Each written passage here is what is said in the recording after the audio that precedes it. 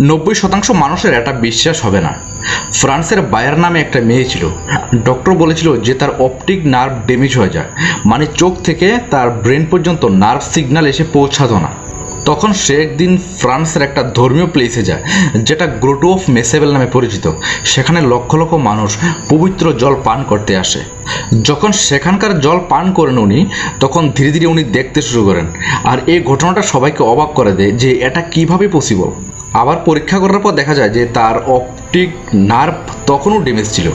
তখন বড় বড় ডক্টররা ধীরে ধীরে পরীক্ষা শুরু করে এবং রিসার্চ শুরু করে যে এটা কিভাবে পসিবল, কিন্তু কেউ কোনো এক্স্যাক্ট রিজন বের করতে পারেনি। তখন মেয়েটি বলে যে সে ওই দিনটার কথা বারবার চিন্তা করতো, যেদিন সে পবিত্র জল পান করবে সেদিন থেকে সে চোখে দেখবে।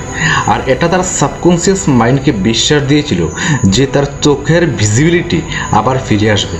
আর তার সাথে ঠিক তেমনটাই হলো। This is the power of subconscious mind.